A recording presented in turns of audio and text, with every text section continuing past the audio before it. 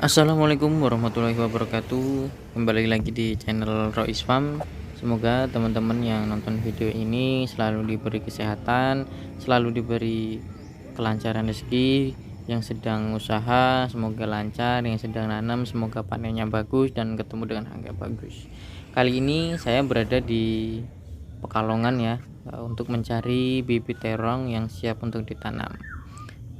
Nah, ini di sini banyak sekali bibit-bibit ya, bukan cuma terong, ada juga cabai, rempai, terus tomat, kemudian ya, terong, dan kalau teman-teman mau request juga bisa ya teman-teman. Nah, ini untuk bibitnya yang ready di sini itu ada dari Yumi, Yuvita. Nah, ini yang saya buka ini adalah yang dari Yuvita. Ini untuk dari Yumi. Nah, ini teman-teman, dari kedua ini potensi hasil panennya itu yang tertera di labelnya ya, itu lebih tinggian Yumi sekitar 60 sampai 70 ton per hektar ya. Sedangkan kalau untuk Yuvita itu 51 sampai 56 ton. Itu perkiraan dari mereka ya. Terus kalau ini ada Antaboga. Antaboga ini kalau banyak orang itu yang nyebutnya itu kakak adik sama New Prince 7 yang bakal kami uji coba juga gitu. Cuman kalau dari labelnya itu potensi hasilnya masih kebanyakan Antaboga ya teman-teman. Itu beberapa jenis yang ada ditanam di sini ya teman-teman, ada di persemaian ini. Tapi untuk Antaboga kali ini kosong. Nah, kita sekarang mau cari bibit terong yang sudah siap pakai ya teman-teman. Nih lihat, ini Yumi ya.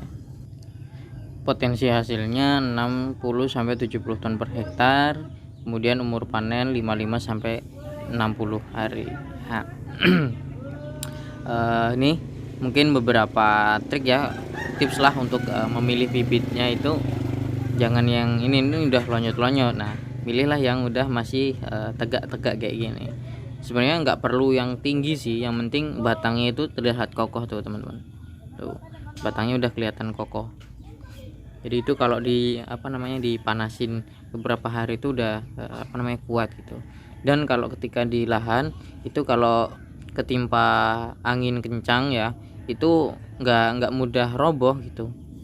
Karena bahaya juga itu kalau ketimpa angin kemudian roboh, itu biasanya nanti daunnya itu bisa gosong gitu. Nah, untuk bibit-bibit lain itu juga ada ini ya, ada dari Pertiwi itu bibit cabe, kemudian ada rempai dari Bintang Asia nih ya teman-teman. Saya sebutin aja merek-mereknya nggak apa-apa lah. Mereka kan punya kelebihan masing-masing gitu di dalam benih-benih mereka gitu. Dan punya yang jelas punya konsumen sendiri, produk hasil pertaniannya, bukan di bibitnya gitu. Jadi ada yang suka dengan model kayak gini kan, itu ada yang suka terong dari merek ini. Itu salah satu juga yang buat kami tertarik untuk coba 3 jenis terong lah ya. Karena apa? Nanti untuk mengetes pasar di sini itu yang paling laris itu apa, yang paling diminati itu apa. Oke. Nah, sekarang nih teman-teman, ini adalah box-box untuk bibitnya, untuk persemaiannya ya, teman-teman. Ini di sini juga dijual ya. Satu kotak ini 10.000. Nah, ini adalah kotak yang mau ditanemin ini. Jadi sebelum ditanam itu dibasahi dulu. Nah, tuh medianya itu dibasahin dulu. Medianya itu dari kokopit. Ini kalau info dari persamanya, dari kokopit, kemudian juga tanah merah, kemudian ada arang sekam sama kotoran kambing yang udah difermentasi dan digiling. Nah, kalau udah siap mau ditanamin itu dilobangin pakai lidi. Jadi di tengahnya itu dilobangin ya, agak ya kurang lebih 1 sampai 2 sentian lah. Nah, tuh.